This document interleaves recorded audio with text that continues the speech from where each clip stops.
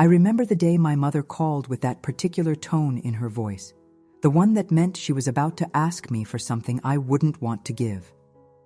It was a Tuesday afternoon in October, and I was just leaving my office building, crisp autumn air, a welcome relief after being cooped up all day. "Ruby, sweetheart." Her voice was honey sweet through the phone. "How are you doing?" "I'm good, Mom. Just got off work."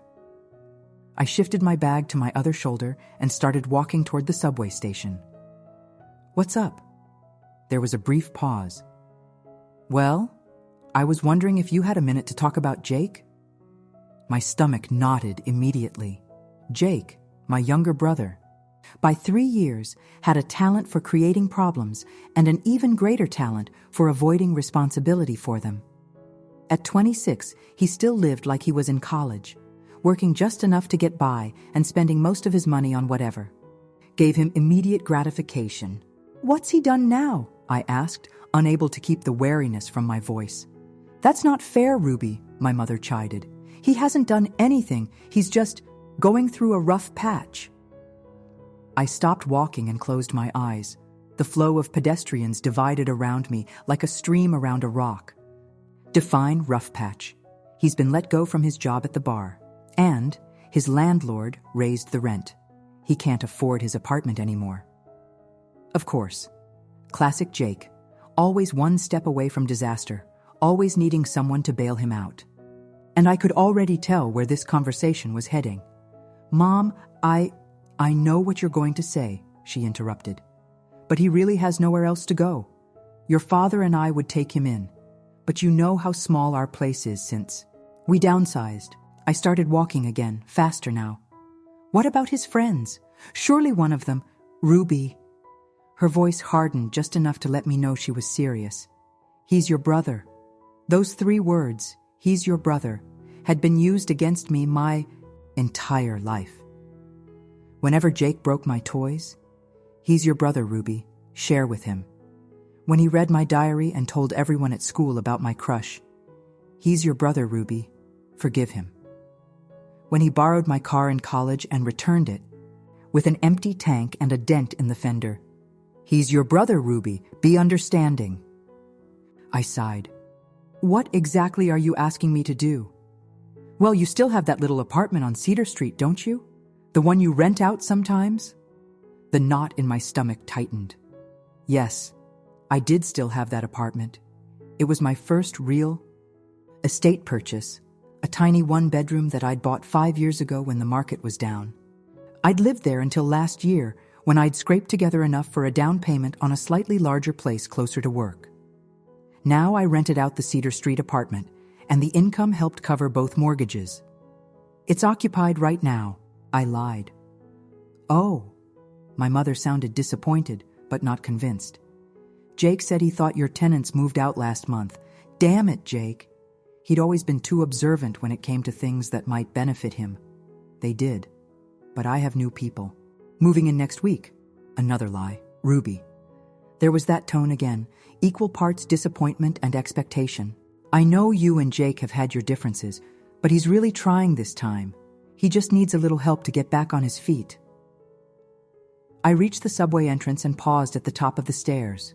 People rushed past me, heading home to families, and dinners, and normal evening routines that didn't involve being guilted into housing irresponsible siblings. "How long?" I asked, already hating myself for giving in. I could hear the relief in my mother's voice. "Just until he finds a new job and saves up for a security deposit. 3 months, tops. 3 months. 90 days of worrying about what Jake might be doing to my property. 90 days of lost rental income. 90 days of feeling like I was enabling his inability to grow up. I need to think about it," I said finally.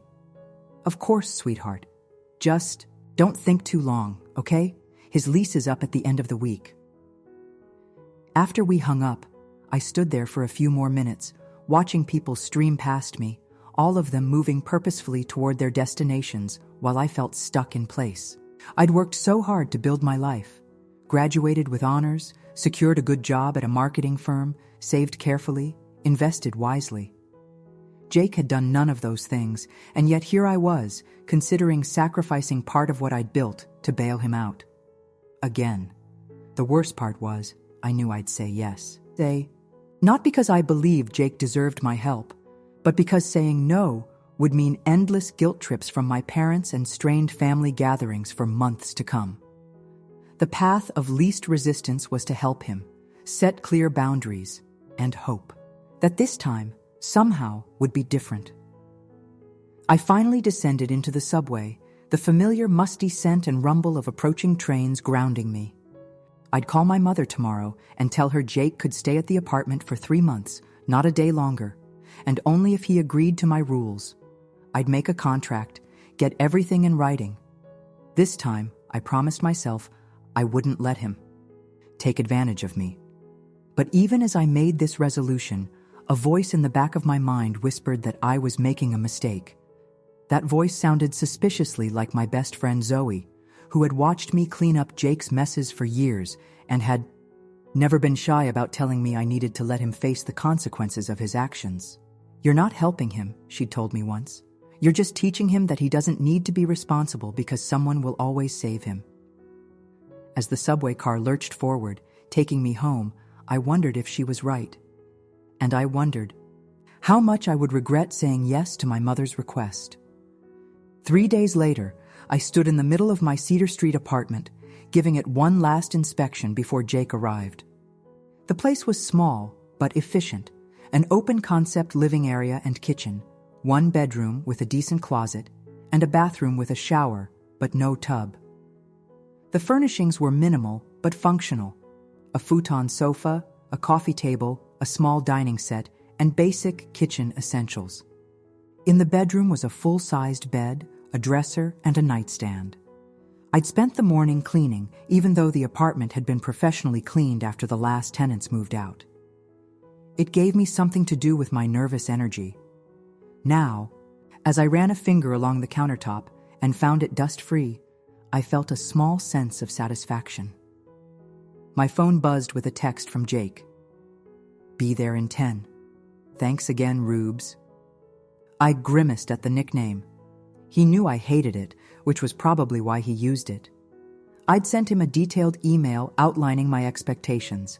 No parties, no damage to the property, utilities would be his responsibility, and he needed to actively search for employment.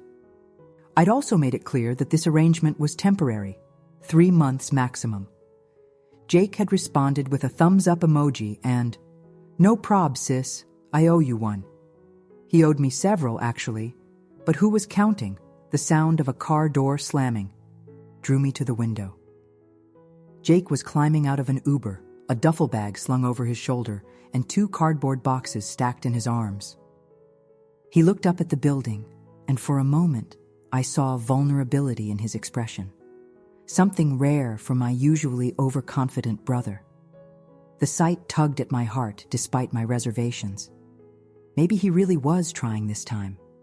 Maybe he really did just need a temporary hand up, not another handout. I went downstairs to help him with his things, and we awkwardly maneuvered the boxes up the narrow staircase to the 2nd-floor apartment. "Is this everything?" I asked when we'd set the boxes down in the living room. Jake nodded. "Sold most of my stuff when I knew I couldn't keep the apartment. No point in paying for storage, right?" I was surprised by his practicality. "Right." He looked around the apartment with appreciation. "This is nice, Ruby. Really nice. I promise I'll take good care of it." "I know you will," I said, hoping it was true. "I've got the agreement for you to sign, just the stuff I emailed you about." I pulled the document from my bag and handed it to him. He skimmed it quickly, too quickly in my opinion, and then signed at the bottom. 3 months, he said, handing it back to me. "By then, I'll have a new job and my own place. You won't regret this." I'd heard similar promises from him before, but something about his demeanor seemed different this time. There was a seriousness in his eyes that I wasn't used to seeing. I gave him a set of keys and showed him around the apartment, pointing out things he'd need to know: how to adjust the thermostat, which day was trash collection, the finicky nature of the bathroom sink, faucet, I've stocked the fridge with some basics, I told him as we ended our tour in the kitchen. Just to get you started. You didn't have to do that, he said, but his appreciative smile told me he was glad I had. It's no big deal. I shrugged. Oh, and I left the Wi-Fi password on the fridge. The utilities are in my name, but I've set it up so the bills will come. To you. You can pay them online. Jake nodded, looking a bit overwhelmed. Got it. An awkward silence fell between us. Despite being siblings, we'd never been particularly close. The 3-year age gap had felt like a chasm when we were growing up, and his tendency to create chaos in my carefully ordered world hadn't helped. Well, I said finally, I should get going. Let me know if you need anything. Actually, Jake said, stopping me as I turned to leave. I was thinking maybe we could grab dinner sometime this week. My treat. As a thank you. The offer surprised me. Sure, I said after a moment. That would be nice. He smiled, and for a second I saw the little brother I'd once adored before years of disappointment had soured our relationship. Great, I'll text you. As I left the apartment, I felt a cautious optimism. Maybe this arrangement wouldn't be the disaster I feared. Maybe Jake really was growing up at last. But as I walked to my car, I couldn't shake the feeling that I was forgetting something important. Some protection I should have put in place. Some rule I should have established. I pushed the worry aside. The agreement was clear, and Jake seemed genuinely grateful and committed to making this work. What could possibly go wrong? The first month went surprisingly well. Jake found a job as a bartender at a place downtown within the first week, and he paid the first month's utilities on time.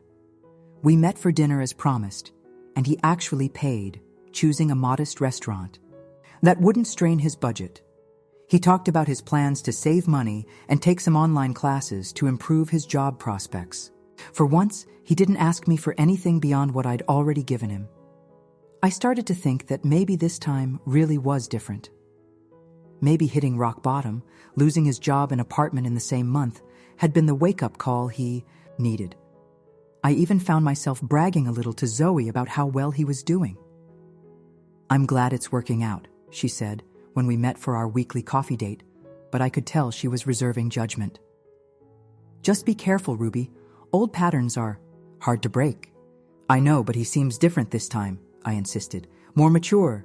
Zoe raised an eyebrow but said nothing more, changing the subject to her upcoming vacation. I should have listened to her skepticism. I should have remembered that with Jake, periods of responsibility were usually just the calm before the storm. The calm, first sign of trouble came 6 weeks into our arrangement. I'd stopped by the apartment unannounced to drop off some mail that had been delivered to my place by mistake. I'd texted Jake to let him know I was coming, but he hadn't responded. I figured he was at work, so I used my key to let myself in. The apartment wasn't in terrible condition, but it wasn't in great shape either.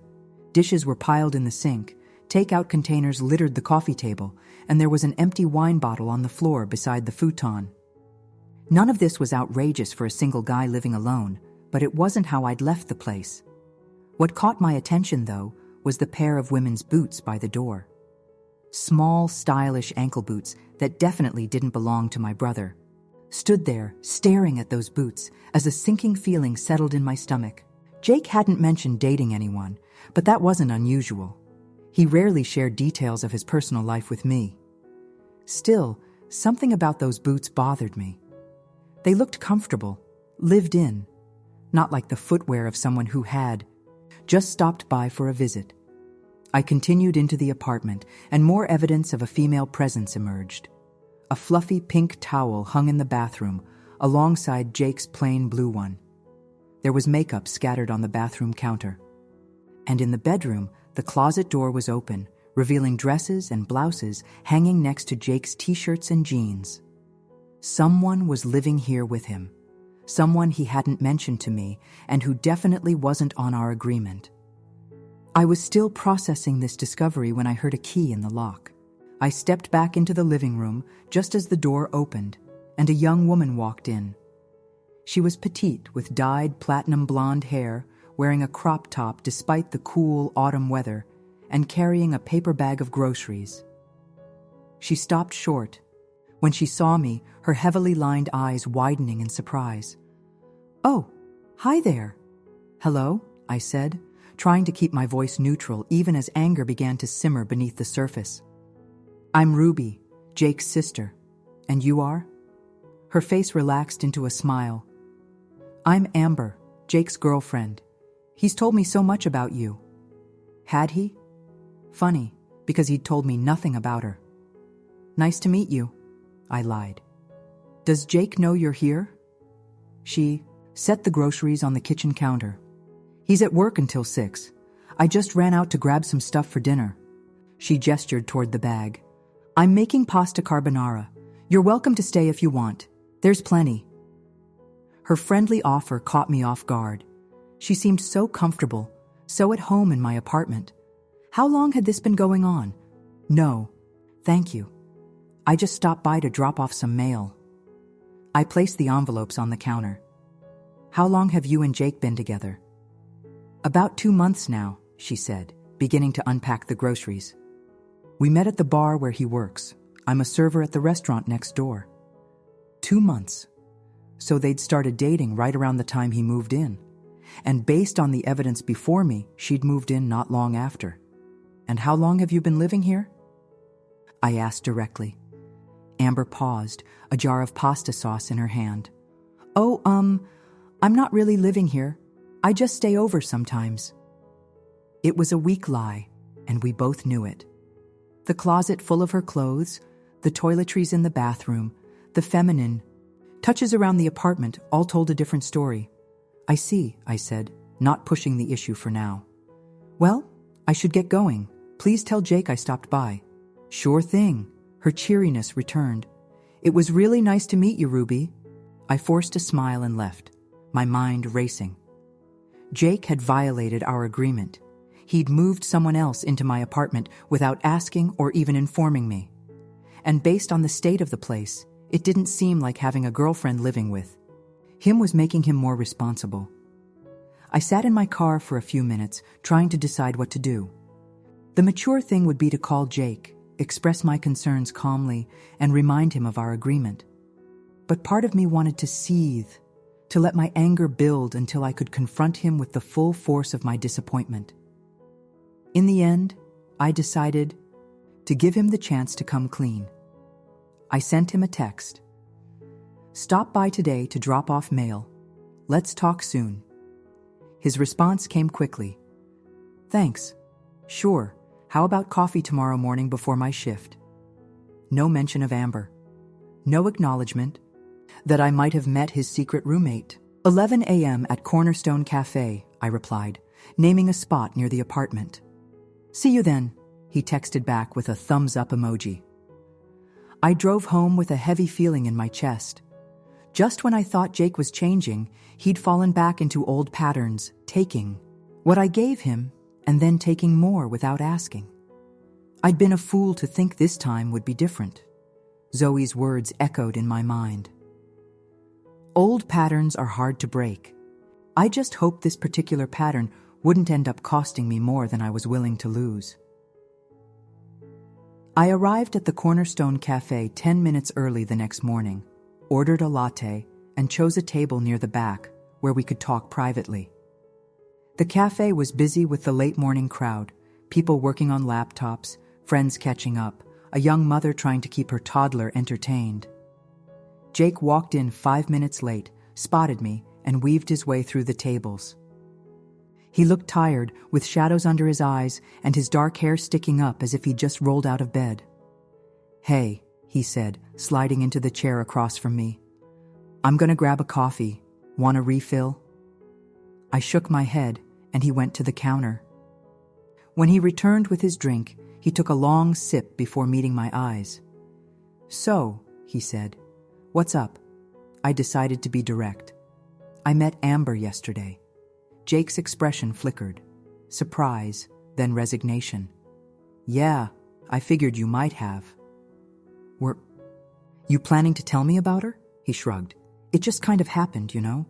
We started dating, and she was having issues with her roommate, so she started staying over more and more." And now she lives there, I said flatly. Not officially, Jake hedged. She still has her name on the lease at her old place. She's just there a lot. I took a deep breath. Jake, the agreement was for you to live in the apartment. You alone, not you and a girlfriend.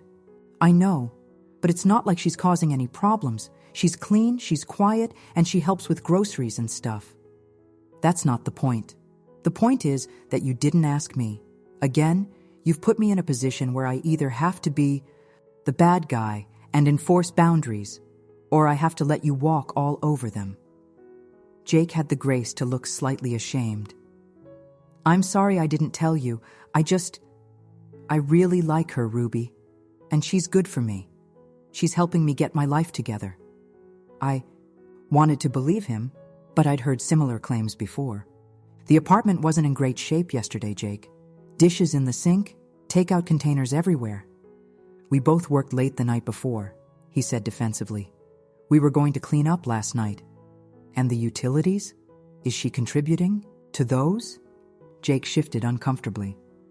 We're figuring all that out. Look, I know I should have talked to you first, but I didn't think it would be a big deal.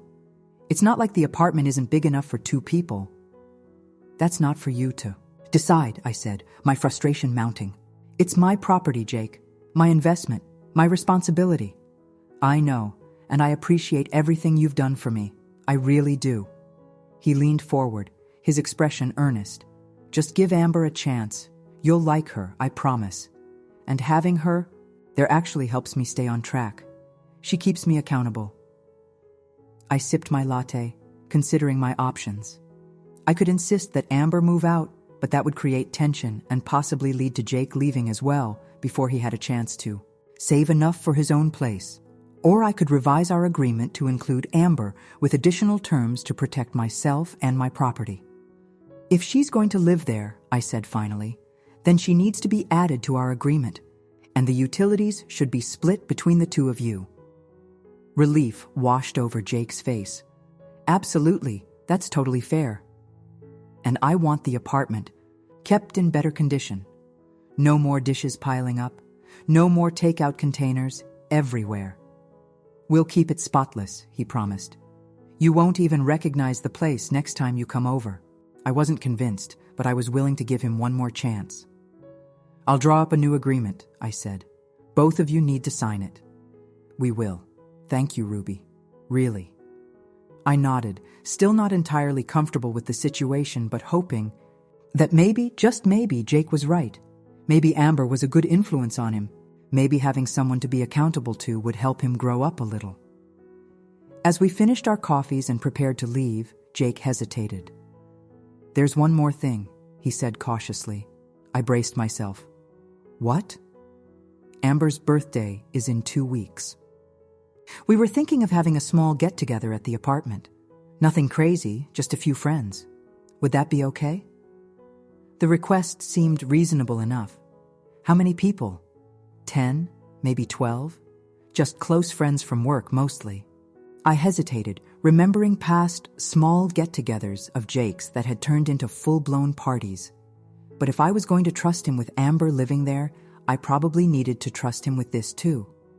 Fine, I said, but keep it under control. No damage to the apartment. No noise complaints from neighbors. Of course, Jake said quickly. It'll be totally chill. You're welcome to come too if you want. I'll think about it, I said, though I had no intention of attending. We parted, ways outside the cafe, and I watched Jake walk toward the apartment, my apartment, with a nagging sense of unease. I'd given in again, adjusted my boundaries to accommodate him again. As I walked to my car, I called Zoe. You're not going to believe this, I said when she answered. Jake moved his girlfriend into the apartment without telling me. Zoe's sigh was audible. And let me guess, you're letting them stay. I'm revising the agreement to include her, I said defensively, and adding some stricter conditions. Ruby, Zoe said, her voice gentle but firm.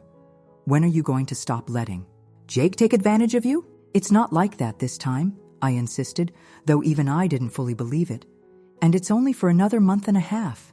Then they'll be out. If you say so, Zoe replied, clearly unconvinced. Just promise me you'll be careful. I promise, I said. But as I drove home to draft the new agreement, I couldn't shake the feeling that I'd just made another in a long line of mistakes when it came to my brother. The revised agreement was signed by both Jake and Amber 3 days later. I'd added clauses about maintaining the cleanliness of the apartment, limiting overnight guests, and splitting the utilities evenly. I'd also included a specific statement that no parties or large gatherings were permitted without my prior written approval, with the exception of the already discussed birthday celebration for Amber. Both of them had been exceedingly agreeable when I'd stopped by with the new document. The apartment had been cleaned up considerably, evidence that they were capable of maintaining it properly when motivated. Amber had been warm and friendly, thanking me profusely for being so cool about everything. I know this isn't what you signed up for, she'd said, but I really appreciate you letting me stay. Jake talks about you all the time, how smart and successful you are. I can see why he looks up to you so much. Her words had caught me off guard. Jake, looking up to me? That was news to me. Our relationship had always been more complicated than admiration. But her statement had softened me a little toward her, making me wonder if perhaps she was having a positive influence on my brother after all. For the next 2 weeks, everything seemed to go smoothly. Jake texted me updates about his job, mentioning that he was picking up extra shifts to save more money. The utility bills were paid on time. When I drove by the apartment one evening, it looked quiet and normal from the outside. Then came Amber's birthday celebration. I'd decided not to attend, partly because I still felt uncomfortable about the whole situation, and partly because I had a legitimate work commitment that evening, a dinner with a potential client that had been scheduled weeks in advance. The dinner ran late, and it was after 11 p.m. when I checked my phone to find 3 missed calls from a number I didn't recognize, along with a text that read, "Hi Ruby, this is Mrs. Geller from the apartment below Jake's. There's an extremely loud party happening and I can't reach the building manager. Can you please help?" My stomach dropped. I immediately called Jake, but the call went straight to voicemail. I tried Amber next, with the same result. I excused myself from the dinner, apologizing profusely to the client, and drove directly to the apartment. As I turned onto Cedar Street, I could hear the music from half a block away. My heart rate increased with my mounting anger. When I reached the building, I could see lights flashing in the windows of my apartment. And there were people spilling out onto the small balcony, red plastic cups in hand. Several cars were parked haphazardly along the street, one of them partially blocking a driveway. I stormed up the stairs and pounded on the door. No response. I pounded harder, and finally, the door swung open to reveal a guy I'd never seen before, clearly drunk, a beer in one hand. "Welcome to the party," he shouted over the music. "Who invited you?" "I own this apartment," I said icily, pushing past him. "Where's Jake?" The guy shrugged and wandered off. The scene inside was worse than I'd imagined. There had to be at least 30 people crammed into the small space. The air was thick with smoke, both cigarette and something that smelled suspiciously like marijuana. Empty bottles and cans covered every surface. Someone had spilled a drink on the futon, leaving a large stain. A couple was making out in the corner, perilously close to knocking over a lamp. I spotted Jake in the kitchen, doing shots with a group of people. Amber was nowhere to be seen. "Jake!" I yelled, pushing my way through the crowd. He looked up, his eyes widening when he saw me. "Ruby, hey, you came after all." "Turn off the music," I demanded. "Now." Jake's smile faltered. "Come on, Rubes, it's a party. Amber's birthday, remember? You said it was okay." "I said a small get-together was okay. 10 to 12 people, you said. This is not that." Jake glanced around, seeming to notice for the first time just how many people were there. "Okay, it got a little bigger than we planned, but everyone's having a good time." "Mrs. Geller downstairs is not having a good time," I snapped. "She called me because the noise is so loud." And do you have any idea what time it is? Jake checked his watch and winced. Shit, I didn't realize it was so late. Turn off the music, I repeated, and start getting people out of here. Now. Jake hesitated, but something in my expression must have conveyed my seriousness, because he nodded and went to the sound system. The music cut off abruptly, followed by a chorus of disappointed groans. Party's over, everyone, Jake announced. Thanks for coming, but time to clear out. Predictably, people were reluctant to leave. Some argued, others ignored him entirely and continued their conversations. One guy even tried to restart the music before I unplugged the speakers.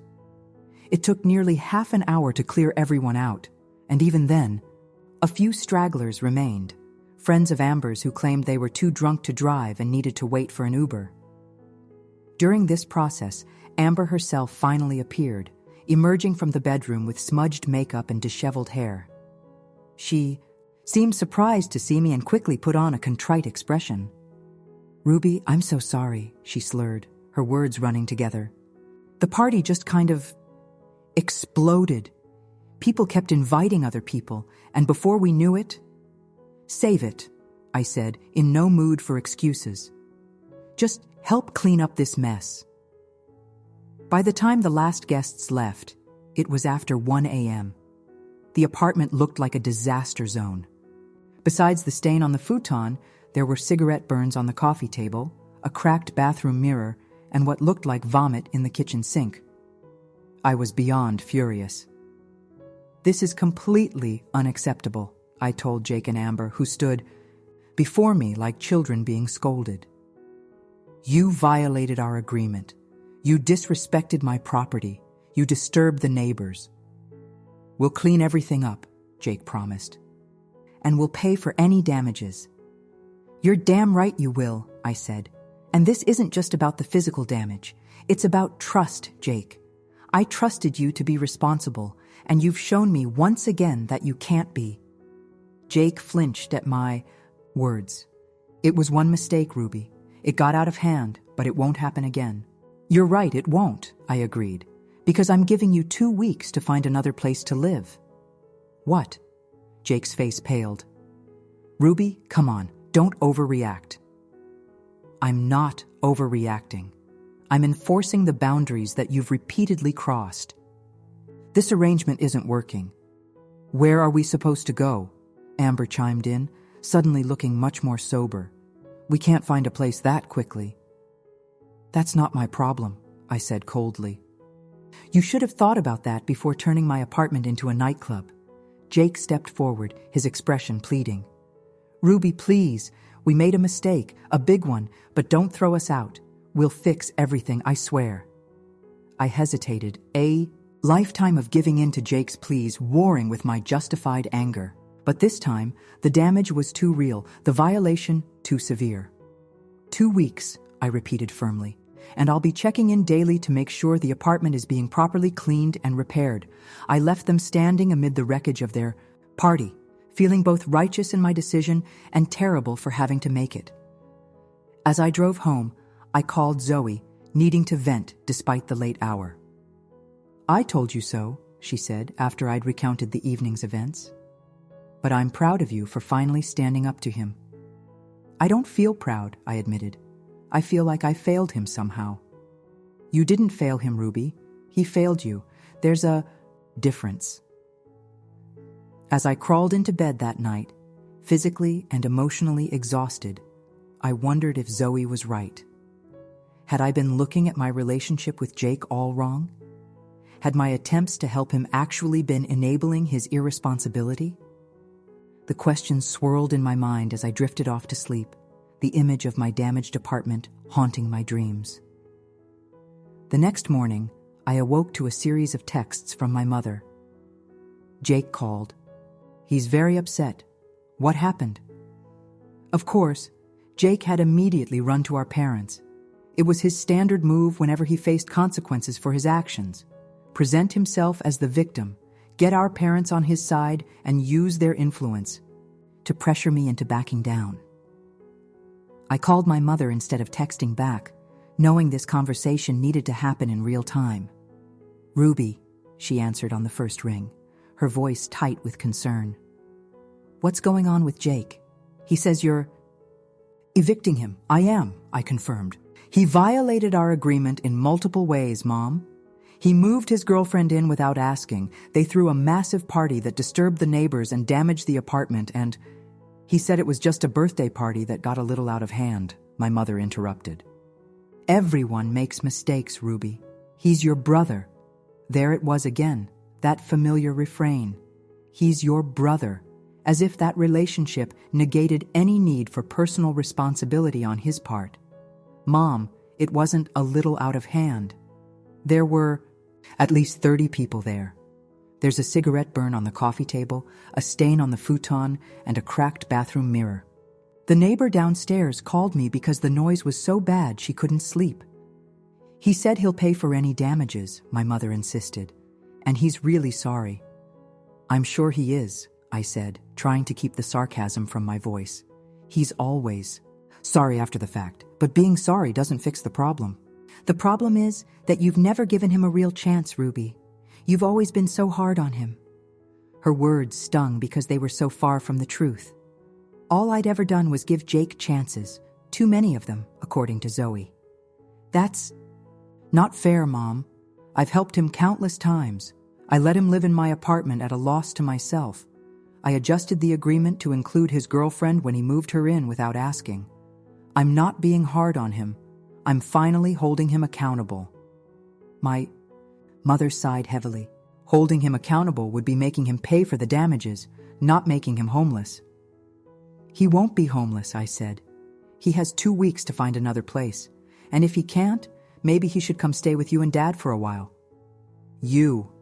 No, we don't have the space, my mother said, her voice tightening further. And your father's health hasn't been good. The stress would be too much. It was a low blow, using my father's health as leverage. He had high blood pressure, but it was well controlled with medication. Still, the implication was clear. If Jake had nowhere to go and something happened to my father as a result, it would be my fault. I'm sorry about Dad, I said, genuinely concerned. But my decision stands. Jake has 2 weeks to find a new place. Ruby, please reconsider. He's really trying this time. No, Mom, he's not, I said, my patience wearing thin. If he was really trying, he wouldn't have moved Amber in without asking. He wouldn't have thrown a party that trashed my apartment.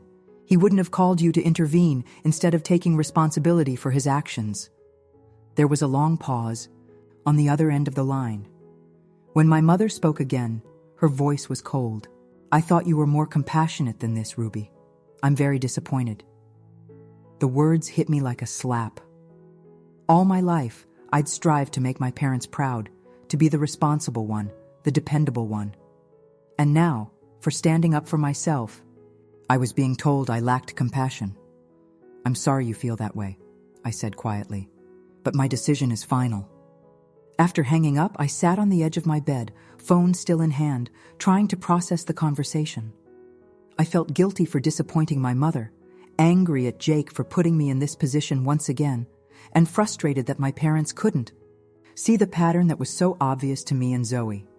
Eventually, I got up and started my day, pushing the family drama to the back of my mind as best I could. But as I was making coffee, my phone buzzed with a text from Jake. Real nice, getting Mom involved. I thought we could handle this like adults. The hypocrisy was so absurd that I actually laughed out loud. I typed back, You called her before. I did. Don't pretend otherwise. Jake, whatever. We're looking for places, but everything's way more expensive than we thought. We might need more than 2 weeks. Me. The agreement says I only need to give you 72 hours notice. 2 weeks is generous. Jake. Come on, Ruby. Don't be like this. We're family. I stared at those last 3 words for a long time. Family. It was always the trump card, the emotional lever used to manipulate me into doing what Jake wanted. And it had worked for years, but not this time. Me. Family respects each other's boundaries and property. You have 2 weeks. I put my phone on silent and finished making my coffee, feeling both terrible and strangely liberated. For perhaps the first time in my life, I was enforcing a boundary with Jake and refusing to back down. Later that day, I drove to the Cedar Street apartment to assess the damage in daylight. Jake wasn't there. At work, presumably, but Amber was, half-heartedly cleaning up the remaining mess. "Oh, hi," she said when she opened the door, surprise evident on her face. "I didn't expect you today. I need to see exactly what needs to be repaired," I said, stepping past her. In the harsh light of day, the damage was even more apparent. Besides the issues I'd noticed the night before, there were scuff marks on the walls, a broken dining chair, and what looked like lipstick on one of the couch pillows. I took photos of everything, making a detailed list of the repairs that would be needed. "We'll pay for everything," Amber said, hovering nervously as I worked. "Jake's taking extra shifts this week to make the money." "Good," I said, not looking up from my phone as I documented another cigarette burn, this one on the windowsill. "Look, I know you're mad," she continued, "and you have every right to be. But Jake really is trying to get his life together, and I'm helping him." I finally looked at her. "How exactly? By encouraging him to throw parties that damage property? By moving in without permission?" Amber flinched. "That's not fair. The party was my fault, not Jake's. I was the one who invited too many people. And as for moving in, that just kind of happened. We didn't plan it." "That's the problem," I said. "Nothing is ever planned with Jake. It all just happens, and then other people have to deal with the consequences." "He's not as irresponsible as you think," she insisted. "He works hard, he's saving money, and yet he's about to be apartment hunting again because he couldn't follow simple rules," I interrupted. "That doesn't sound like someone who's getting his life together." Amber's expression hardened. "You know, he said you've always been judgmental, but I gave you the benefit of the doubt. I guess he was right." The accusation stung, but I refused to let it show. "I'm not being judgmental. I'm being realistic. And the reality is that you two have 2 weeks to find a new place to live." I finished documenting the damage and left, feeling Amber's glare burning into my back as I walked out. As I drove away, I wondered if she was right. Was I being too harsh, too judgmental? But then I remembered the state of the apartment, the disregard for my property and my trust, and I knew I was making the right decision. It was time for Jake to learn that actions have consequences, even if that lesson made me the villain in his story. Over the next week, relations with Jake and Amber deteriorated further. Jake alternated between apologetic texts, promising to make things right, and angry ones accusing me of being cold and unforgiving. Amber unfollowed me on all social media platforms and posted passive-aggressive status updates that were clearly directed at me, though she never mentioned me by name. My mother called daily, each conversation more strained than the last. My father even got on the phone once, his quiet, "I'm disappointed in you, Ruby," somehow worse than all of my mother's more dramatic expressions of disapproval. I stood firm, but it wasn't easy. The weight of being the bad guy in my family's narrative was taking its toll. I found myself second-guessing my decision in quiet moments, wondering if I was overreacting, if I should just give Jake another chance. Zoe remained my steadfast supporter. "You're doing the right thing," she assured me over dinner at her place. "It's hard, but necessary." "Then why does it feel so awful?" I asked, pushing pasta around my plate without eating it. "Because you've been conditioned your whole life to put Jake's needs above your own," she said. "Breaking that pattern is painful, but it's also growth." I considered her words. Was that really the dynamic that had developed between Jake and me? Had I been enabling his immaturity all these years? "I just don't understand why my parents can't see it," I said. "Why they always take his side." Zoe shrugged. "Maybe because it's easier. They've created this dynamic where you're the responsible one who doesn't need help and Jake's the one who always needs saving. Changing that narrative would mean admitting they've been handling things wrong all along." Her insight resonated with me. I'd never thought about it that way before, but it made sense. In our family story, I was cast as the self-sufficient daughter who had everything together, while Jake was the struggling son who needed constant support and second chances. So what do? I asked. Just accept that I'm the villain in this story? No, Zoe said firmly. You write a new story, one where you're not the villain or the hero, but just a person with reasonable boundaries. And Jake isn't a victim or a villain either, but an adult who needs to take responsibility for his actions. Her advice stayed with me as I drove home that night. A new story. One where I wasn't defined solely by my relationship with Jake, where I could say no without being cruel, where I could prioritize my own needs without being selfish. It was a compelling vision, but implementing it would require breaking decades of family patterns. And that wouldn't happen overnight. The next day, I received a text from Jake that simply read, "We need to talk, in person." I was immediately wary. In person. Conversations with Jake had a way of turning emotional, with him using charm or guilt to get what he wanted. But avoiding him wouldn't solve anything. Okay, I replied. When and where? We agreed to meet at a park near the Cedar Street apartment the following afternoon. It was a public place where we'd be less likely to raise our voices or cause a scene. Arrived to find Jake already there, sitting on a bench, looking more put together than he had in weeks. His hair was neatly combed, and he was wearing a button-up shirt instead of his usual t-shirt. "Thanks for coming," he said as I sat beside him, maintaining a careful distance. "What did you want to talk about?" I asked, keeping my tone neutral. Jake took a deep breath.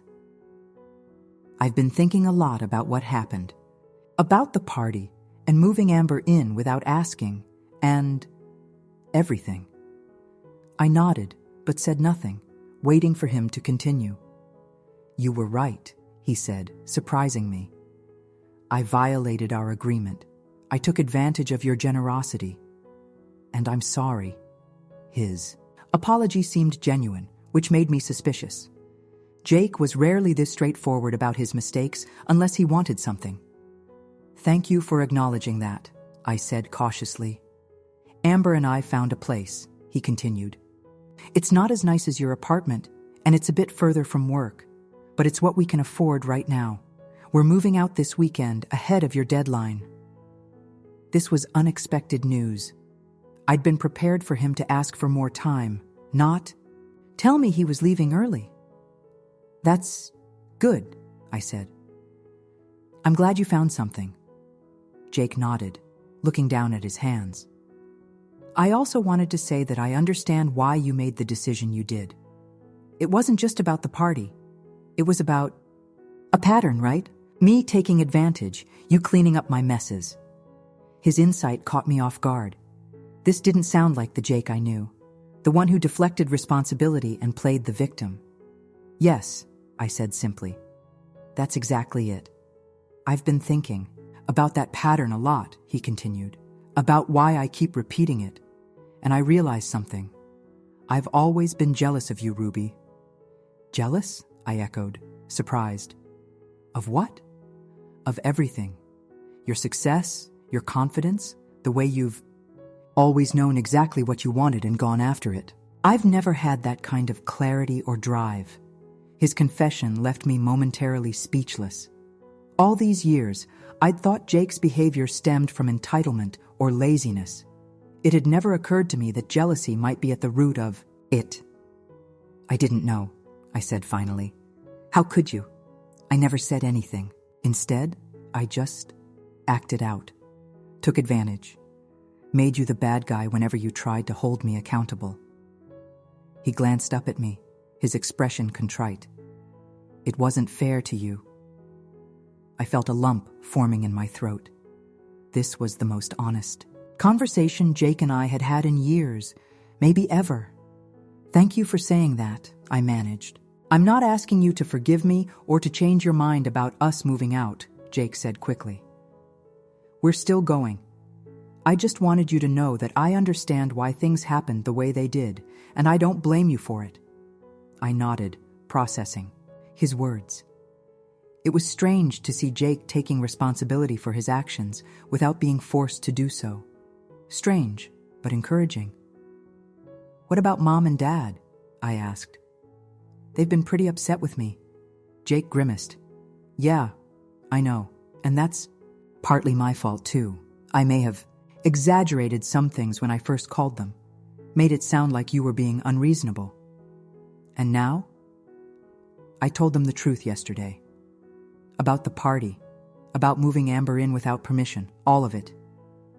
They're still processing, I think. But they understand better now why you reacted the way you did. Relief washed over me. The strain with my parents had been one of the hardest parts of this whole ordeal. Thank you for doing that, I said sincerely.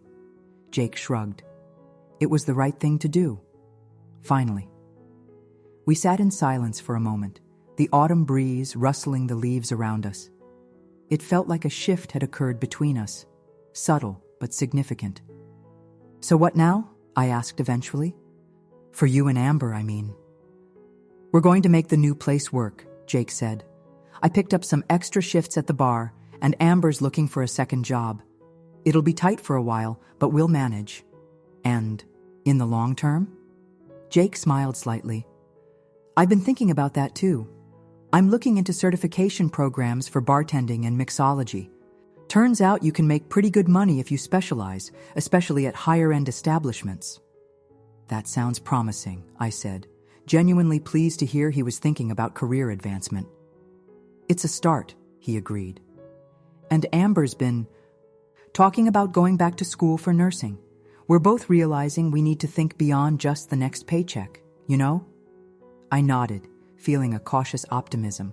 This was a different Jake than the one I was used to, more reflective, more forward-thinking. I'm glad to hear that, I said. I really do want things to work out for you, Jake. Despite everything. I know, he said softly. You've always been in my corner, Ruby, even when I didn't deserve it. The lump in my throat grew. You're my brother, I said simply. The phrase, taking on a new meaning now, not an obligation or a burden, but a simple statement of connection. Jake nodded, understanding in his eyes. And you're my sister, one who deserves better than what I've given her. We parted ways soon after, with a promise to talk again once he and Amber were settled in their new place. As I walked back to my car, I felt lighter somehow, as if a weight I'd been carrying for years had been partially lifted. I knew one conversation wouldn't change everything. Jake had made promises before, shown glimpses of maturity before, only to fall back into old patterns. But something about this interaction felt different, more authentic, more like a beginning than an end. Maybe Zoe was right. Maybe we were writing a new story, Jake and I. One where we could both grow and change, not locked into the roles we'd played for so long. I sent Zoe a text as I drove home. Just had the most honest conversation with Jake ever. Tell you about it later. Her response came quickly. Proud of you both. As I navigated the familiar streets back to my apartment, I allowed myself to hope that perhaps this difficult chapter with Jake might lead to something better for both of us. Not an instant fix, but the start of a healthier relationship. One built on mutual respect rather than obligation and resentment. It wasn't a perfect resolution, but it was progress, and for now, that was enough. The weekend came, and with it, moving day for Jake and Amber. I'd decided to be present for the process, partly to ensure my property was treated respectfully, and partly to help bridge the new understanding Jake and I had reached in the park. I arrived at the Cedar Street apartment early Saturday morning to find Jake already loading boxes into a rented pickup truck. Amber was inside, wrapping dishes in newspaper and packing them carefully. Need any help? I offered, standing awkwardly in the doorway. Jake looked surprised, but nodded. Sure. There are some boxes in the bedroom that need to go down. I spent the next few hours helping them move. Our conversation stilted at first, but gradually becoming more natural. Amber remained somewhat cool toward me, but she was civil, which was all I could really expect given the circumstances. As the last of their belongings were loaded into the truck, I did a walkthrough of the apartment with Jake, documenting the existing damage that would need to be repaired. "I'll get the futon cleaned professionally," he promised, looking at the stain that had resisted their attempts to remove it. "And I've already ordered a replacement mirror for the bathroom." "Thank you," I said. "I appreciate that." We stood in the middle of the empty living room, an awkward silence falling between us. "So," Jake said finally, "I guess this is it." I nodded. "I guess so." He hesitated, then reached into his pocket and pulled out the apartment keys. "Here. Thanks for everything. Not just the apartment, but for trying to help me, even when I didn't make it easy." I took the keys, our fingers brushing briefly in the exchange. "You're welcome, and good luck with the new place, with everything." Jake surprised me by pulling me into a hug, something we rarely did as adults. "I'm going to do better, Ruby. I promise." I hugged him back, hoping his words would prove true this time. "I know you will." After they left, I spent some time in the empty apartment, assessing what would need to be done before I could rent it out again. The damage from the party was significant, but not catastrophic. With professional cleaning and a few repairs, the EI place would be back in shape within a week or two. As I locked up and prepared to leave, I felt a mix of emotions: relief that the ordeal was over, satisfaction that I'd held my ground, and a cautious hope for Jake's future. It hadn't been easy, but it had been necessary, and perhaps, in the long run, it would prove beneficial for both of us. Over the next few weeks, Jake stayed true to his word. The futon was professionally cleaned, the mirror replaced, and the cigarette burns repaired. He even transferred money to cover the other minor damages before I had a chance to ask for it. My parents gradually came around as well. My mother called one day to apologize for her reaction, admitting that she'd been unfair to me. "Jake told us everything," she said. "And your father and I have been talking. We've probably enabled his behavior over the years, made excuses for him when we should have held him accountable." The admission stunned me. "It's okay, Mom. We all did what we thought was best." "Yes, but you were right this time. And I'm sorry for making you feel like the bad guy for standing up for yourself." Her apology meant more to me than I could express. For so long, I'd felt like the outsider in my own family, the one whose feelings and boundaries were secondary to Jake's needs. To have my mother acknowledge that dynamic, even in a small way, was healing. Meanwhile, I focused on getting the apartment ready to rent again. I hired professional cleaners, had the necessary repairs done, and even updated a few things that had been on my to-do list for a while: new kitchen faucet, fresh paint in the bathroom, better lighting fixtures. When it was finished, the apartment looked better than it had in years. I listed it on a few rental websites and was pleasantly surprised by the immediate interest. Within a week, I had multiple applications from potential tenants. One application stood out: a nursing student named Maya, who was looking for a quiet place close to the hospital where she did her clinical rotations. Her references were impeccable, her credit score excellent, and during our brief meeting, she struck me as responsible and mature. "I'm usually either studying or at the hospital," she told me, "so you don't have to worry about parties or noise." I smiled at that, appreciating her directness. That sounds perfect. Maya moved in at the beginning of the next month, signing a 1-year lease that included all the protections and stipulations I'd learned were necessary.